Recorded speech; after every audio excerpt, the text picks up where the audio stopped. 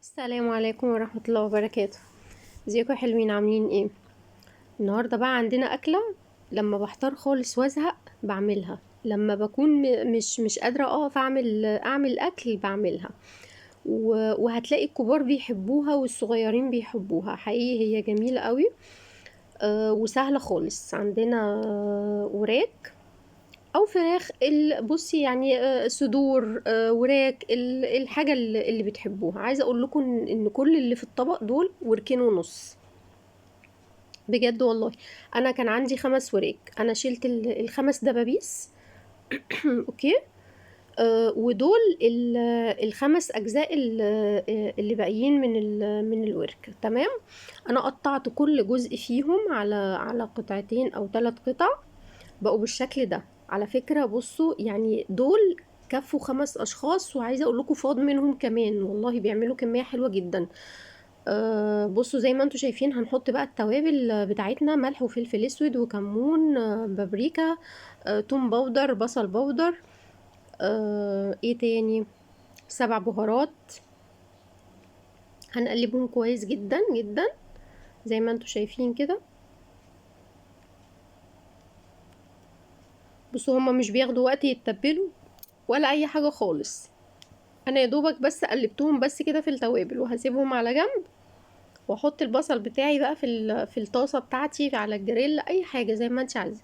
شويه معلقتين زيت على معلقه سمنه. عايزه تعمليها بزيت بس ماشي، معلقه زيت واحده مفيش مشكله. كميه الدهون ديت او نوعها على حسب ما انت عايزه، مش هتفرق خالص يعني. أه هنسيبها طبعا تسخن كويس جدا. وهعمل ايه، وهنزل بالفراخ الاول. اول حاجه هنزلها الفراخ تاخد بس صدمه الاول وتاخد لون. وبعد كده هشيلها واحط البصل مكانها.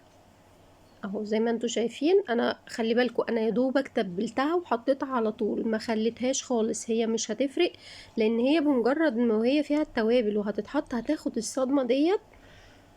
فهتبصوا هتلاقوها شاربة كل التوابل بشكل غير طبيعي، والريحة والطعم بتاعتها بصوا بجد والله العظيم حلوة جدا. طبعا الفراخ ليكوا حرية الحرية فيها ان انتوا تسيبوا الجلد بتاعها او تشيلوه. انا بصراحة كنت بسيبه. هو صراحة بيعمل طبقة كريسبي كده لما بياخد صدمة كده، وبيبقى جميل وطعمه حلو كل حاجة.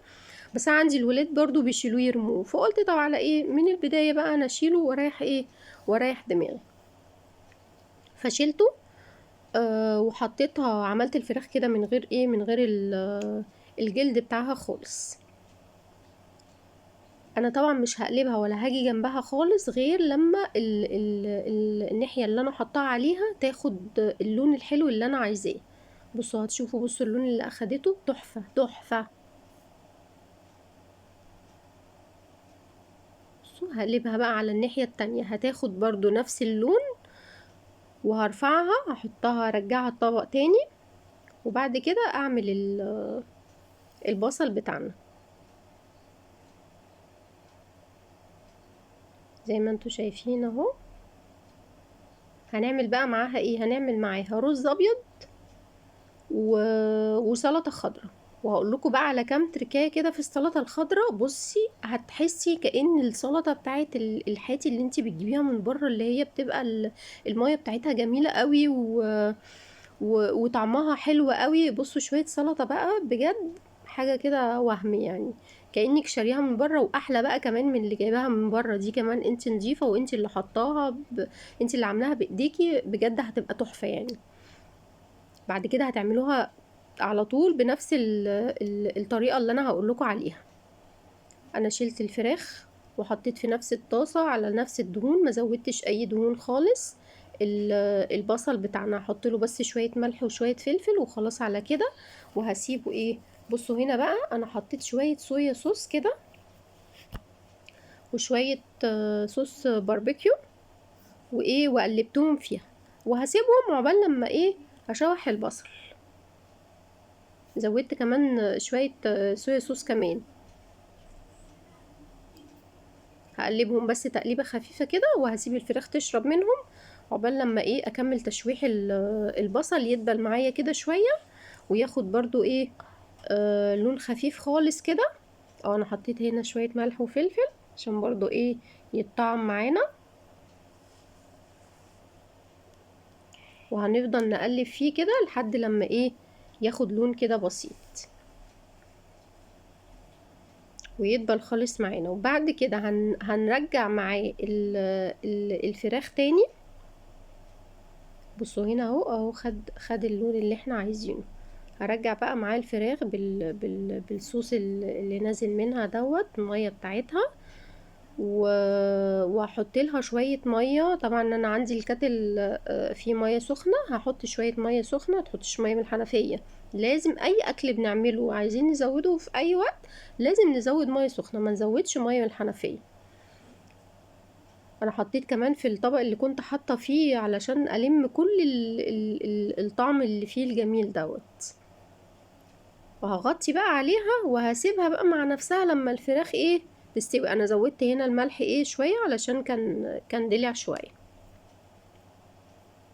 هغطي بقى عليها واسيبها بقى لما تتشرب بقى كده مع نفسها كده، وتاخد وتدي كده مع البصل وتستوي. بصوا رهيبة، مش عايزة اقول لكم البصل بقى يعني صحيح البصل غالي، بس هنعمل ايه للأسف كل حاجة بقت غالية يعني يا ريتكم تكتروا فيه اكتر كمان البصل ده. يعني عايزة اقول لكم انتوا هتسيبوا الفراخ وهتاكلوا البصل من جماله. بصوا هي كده خلاص اهي استوت، بقت زي الفل. ريحتها مش عايزه اقول لكم رهيبه رهيبه بجد، هتستسهلوها جدا بعد كده.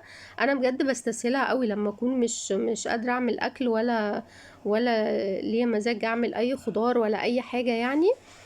بروح عاملاها على طول. ليه؟ انتوا عارفين الولاد ما بيحبوش الخضار الكتير، فده بالنسبه لهم رز وعليه الصوص وحته الفرخه شويه السلطه. بصوا تمام قوي يعني، هم الطبق ده بيعشقوه. هنعمل بقى شويه رز ابيض برضو تركايه بسيطه كده.